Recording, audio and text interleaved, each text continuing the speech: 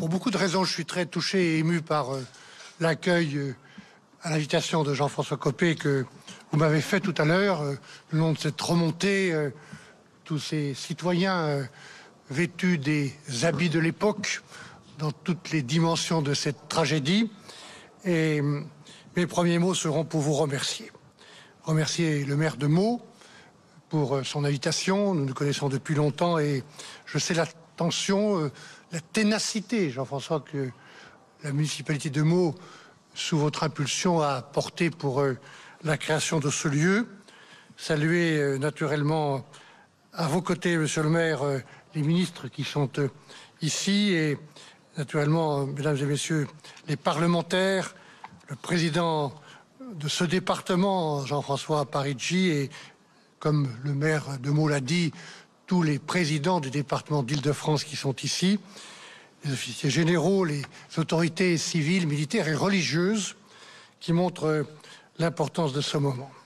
Merci aux enfants de Meaux, merci à tous vos professeurs auxquels le gouvernement, auquel je fais confiance, pour ces textes poignants, émouvants, pour cette chanson, elle aussi émouvante, qui nous rappelle à la fois le courage de nos soldats et l'horreur de ce qu'ils ont vécu ici, autour de Meaux, dans ce pays de Meaux, il y a 110 ans. C'est à ces soldats, mesdames et messieurs, que nous sommes venus rendre hommage aujourd'hui, avec le ministre délégué aux armées, aux anciens combattants, Jean-Louis Thiriot, et François Durovray aussi qui est ici. Ces soldats, parmi lesquels Charles Péguy, tombé à Villeroy, tout près d'ici, le 5 septembre 1914. L'aviateur Georges Gunmer, qui a perdu la vie 3 ans plus tard dans le ciel de la Belgique et dont votre école porte le nom. À tous ceux, connus ou inconnus, qui sont morts pour la France au fil de notre histoire.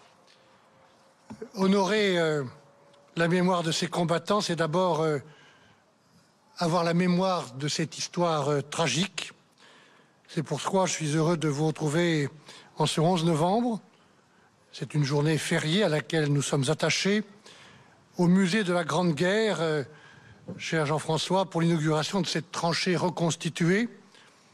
Et je le dis en pensant à Jean-Pierre Vernet, qui nous écoute sans doute, et qui nous souhaitons un prompt rétablissement, collectionneur, historien respecté, auquel ce grand musée doit tant, et de saluer à vos côtés tous ceux qui ont contribué, régions, départements, collectivités locales, mais aussi mécènes et entreprises, pour permettre la réalisation de ce lieu si expressif de la mémoire. Honorer la mémoire de ces combattants, c'est rappeler ce qu'ils ont vécu sur cette terre de la Marne à la fin de l'été 14. Depuis le 2 août, cette année-là, les Français reculent devant l'invasion allemande. Le 5 septembre, les Allemands sont à Épernay, à Châlons, et ici à Meaux, à 50 km de Paris. 30 minutes de train aujourd'hui, 10 heures de marche à l'époque pour les troupes allemandes. Le gouvernement est alors à Bordeaux, 500 000 Parisiens ont quitté la ville et notre pays, notre patrie, est alors au bord du précipice. C'est à ce moment-là que se produit un revirement inespéré. Et comme Jean-François Copé l'a dit, dans la nuit du 6 septembre, le général Joffre écrit aux armées.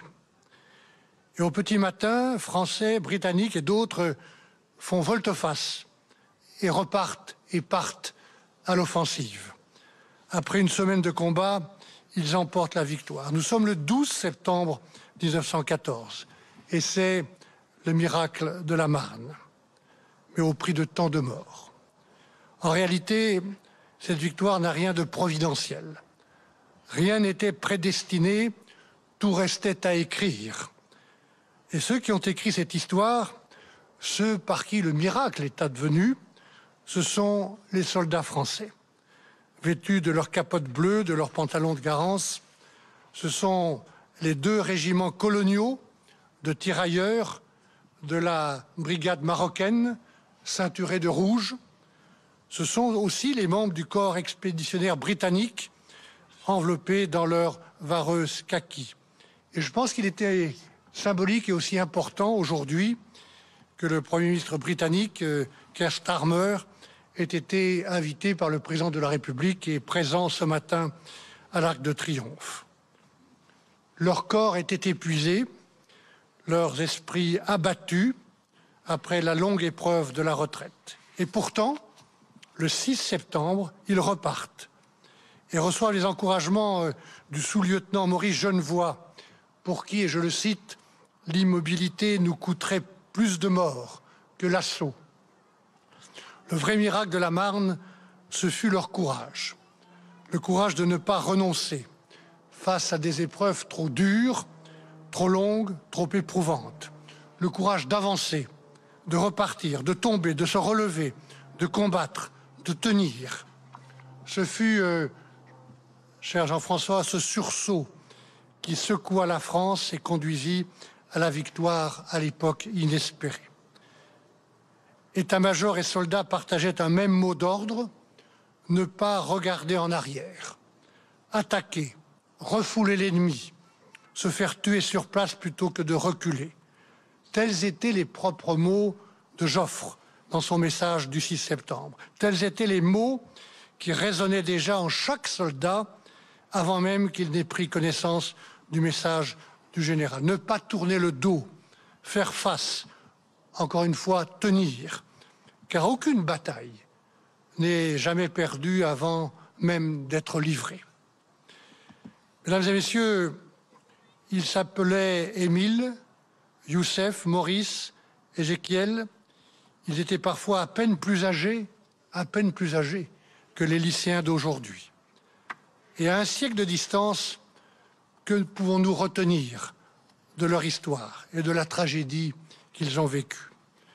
Le premier message qu'ils envoient à la jeunesse de France, c'est, je le crois, le message du courage, de l'engagement, qui ne sont jamais vains.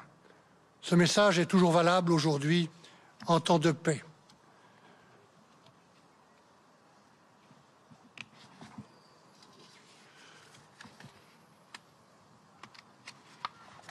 Devant des difficultés personnelles, mais aussi face aux grands défis du monde, le changement climatique, aujourd'hui, les défis économiques, les inégalités sociales, le retour de la guerre sur notre continent, on peut quelquefois avoir la tentation de se résigner, de s'abandonner à un sentiment d'impuissance.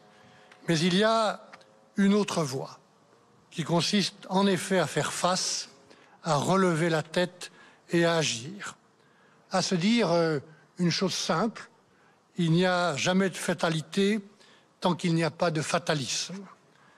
Comme ceux de 14, chacune, chacun d'entre vous a en elle, en lui, et je le dis en particulier en m'adressant aux plus jeunes parmi nous, vous avez chacun d'entre vous des ressources, des idées, de l'énergie, de la créativité, de la combativité, de la générosité.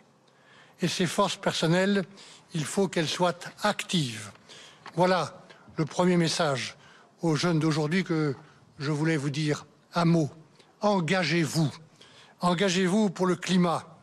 Engagez-vous contre la pauvreté, la précarité, l'isolement. Engagez-vous pour la transmission de notre patrimoine, de notre histoire, notre culture, notre patrie. Pour les plus âgés d'entre vous, engagez-vous dans des mouvements de jeunesse, des associations pour la défense de notre pays. Engagez-vous y compris dans des mouvements politiques. Ce que j'ai appris personnellement, mesdames et messieurs, très tôt, c'est que si vous ne vous occupez pas de politique, c'est la politique qui s'occupe de vous. La France a besoin de vos talents pour irriguer notre nation et concevoir des réponses aux défis de l'avenir. Voilà le premier message. Le second message de la bataille de la Marne, c'est que le sursaut doit être et ne peut être, pour être vainqueur, que collectif. Le courage individuel est nécessaire. Il doit s'accompagner de solidarité. Solidarité civile, fraternité militaire, solidarité entre civils et militaires. Quelle aurait été, chers amis, mesdames et messieurs, l'issue de la bataille et plus généralement de la Grande Guerre si le courage avait été l'affaire seulement de quelques-uns? Si les taxis de Paris n'avaient pas conduit à près de 5000 hommes sur le front, si les femmes n'avaient pas montré, comme les hommes, leur capacité à travailler la terre et à faire tourner les usines, si les civils n'avaient pas porté secours aux blessés, chaque acte individuel était courageux. Mais tous ces actes pris ensemble furent victorieux. C'est parce que les tirailleurs marocains du général Humbert associèrent leur action à celle des Vendéens du 77e régiment d'infanterie que le château de Mondement fut repris le 9 septembre 14. C'est parce que Maurice Genevoix trouva aux côtés de son camarade Porchon et de tous ceux de 14 de l'ardeur à vivre qu'il combattit jusqu'à entendre crier victoire. Ces hommes ne se connaissaient pas, mais ils se sont découverts à l'été 14 et plus tard dans les tranchées un même amour, une même fierté de la patrie. Frères d'armes, car frères d'âme, unis par une histoire, une langue, une culture commune.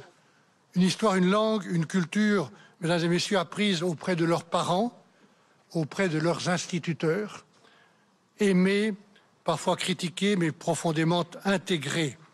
Telle était notre culture. Une langue qui, déjà à cette époque, n'était pas seulement la langue des Français, mais une langue parlée à cette époque par près de 60 millions de personnes en Europe et dans le monde, beaucoup plus aujourd'hui. Des hommes unis aussi, pour beaucoup d'entre eux, par une vision de la France, porteurs de valeurs universelles, combattantes de la liberté. Aujourd'hui, la Première Guerre mondiale paraît loin, même si la guerre en Ukraine nous rappelle en effet certaines de ses horreurs. Et si la France reste militairement engagée sur des théâtres extérieurs, elle vit depuis longtemps en paix avec tous ses voisins. Les circonstances sont heureusement moins dramatiques, mais notre pays fait face, doit faire face, à de profonds bouleversements climatiques, technologiques, économiques, sociaux, des bouleversements de la sécurité qui sont autant de défis pour chacune et chacun d'entre nous et pour nous tous en tant que nation, en tant que patrie. À nouveau, nous nous trouvons face à des forces adverses, les menaces dans le voisinage immédiat de l'Union européenne, mais aussi plus près de nous encore le découragement, les divisions, le rejet de l'autre, la violence, la dette écologique qui s'alourdit toujours plus pour nos enfants et, je le redis, comme je l'ai dit devant l'Assemblée nationale et le Sénat, le poison insupportable de l'antisémitisme et du racisme. Face à ces menaces, nous avons à nouveau besoin d'un sursaut collectif pour lutter contre le changement climatique et adapter notre pays au réchauffement, pour garder notre capacité d'investir pour la santé, pour l'école, la recherche, pour développer notre capacité de production dans l'agriculture et dans l'industrie, notre esprit d'innovation, pour assurer la sécurité mais aussi la défense de la patrie, des Françaises et des Français dans nos villes, dans nos campagnes, dans nos outre-mer, pour faire respecter partout les valeurs de la République que je viens d'évoquer et l'esprit de fraternité dont nous avons tant besoin. Je suis, mesdames et messieurs, convaincu que ce sursaut est possible, à condition que chacun y mette de la bonne volonté, à condition que nous soyons prêts à écouter, à dialoguer et à nous respecter les uns les autres. Et cela, je vous le dis, à la place où je me trouve aujourd'hui, restera l'état d'esprit de l'action du gouvernement. Après l'engagement individuel et le sursaut collectif, mon troisième et dernier message, celui que nous envoient les soldats de la Marne, concerne l'Europe, qu'a évoqué le maire de Meaux. Le 6 septembre à l'aube, sur toute la ligne de front, ce sont près de 2 millions d'hommes qui se lancent à l'assaut les uns contre les autres. Entre Français et Allemands, Un tel affrontement nous semble aujourd'hui inimaginable. C'est Victor Hugo qui écrivait déjà en 1870 qu'une guerre entre Européens est comme une guerre civile. L'horreur de Verdun abonde d'une certaine manière en ce sens, puisque les soldats, quelle que soit leur nationalité, vivent la même vie de tranchée. On le voit mieux aujourd'hui en visitant cette tranchée reconstituée, en partageant le froid, la faim, le danger. Après-guerre, des juristes, des hommes d'État comme Aristide Briand, Gustave Stresemann réfléchissent déjà aux moyens d'éviter de nouveaux conflits. Avec le recul, il est facile d'ailleurs de leur reprocher une forme d'idéalisme. L'Europe, disait Robert Schuman le 9 mai 1950, n'a pas été faite et nous avons eu la guerre. Mais les premières graines de la construction européenne étaient semées dès cette époque. Elles trouveront un terreau fertile à partir des années 50. Et elles ont donné des résultats uniques à l'échelle du monde. La réalisation du marché unique jusqu'à l'euro, du programme Erasmus jusqu'au système de navigation par satellite Galileo et tant d'autres. Ces réalisations ont été obtenues par les ennemis d'hier, main dans la main aujourd'hui, comme l'ont été dans cette image si symbolique, à l'époque, le président François Mitterrand et Helmut Kohl devant l'ossuaire de Douaumont. J'ai eu le privilège, personnellement, de siéger dans le même gouvernement que Simone Veil. Et j'ai souvent bénéficié de ses conseils. Je n'ai jamais oublié que cette femme d'État, si forte, si belle, si courageuse, elle-même déportée à Auschwitz à l'âge de 16 ans, fut l'une des toutes premières revenant d'Auschwitz et s'engageant à militer pour la construction européenne. Cette Europe que nous avons construite et dont nous sommes les héritiers nous a tant apporté. Évidemment, cette Europe n'est pas parfaite.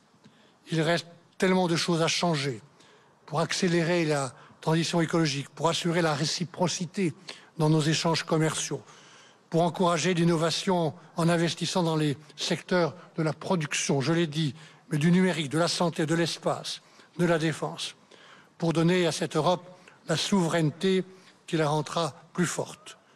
Mais au-delà de ces problèmes d'aujourd'hui, au-delà des avancées pratiques pour notre vie quotidienne, au-delà de la force vitale que nous donne simplement le fait d'être ensemble plutôt que d'être les uns à côté des autres, chacun chez soi, chacun pour soi. Au-delà de tout ça, nous avons besoin de cette union pour discuter, pour nous faire respecter par les autres grandes puissances que sont les États-Unis d'un côté ou la Chine de l'autre. Souvenons-nous, parce que c'est la vérité, que la promesse de paix faite en 1950 dans ce fameux appel de Schuman et de Monnet aura été respectée, une promesse respectée jusqu'à aujourd'hui. Cette Europe, nous devons, mesdames et messieurs, en prendre soin parce qu'elle est à la fois fragile et nécessaire. Cette Europe, pour vous les plus jeunes, vous devez en prendre soin. N'oublions pas ceux de 14, ce père de famille parti combattre, cette femme engagée à l'arrière, ces enfants livrés à eux-mêmes. Et en leur mémoire, nous devons rester patriotes. Mais plus que jamais, pour tirer la leçon de cette tragédie qui est si bien décrite ici, à mots, représentée dans ce musée, dans cette tranchée, je pense que nous devons être aussi définitivement patriotes et européens. Je vous remercie.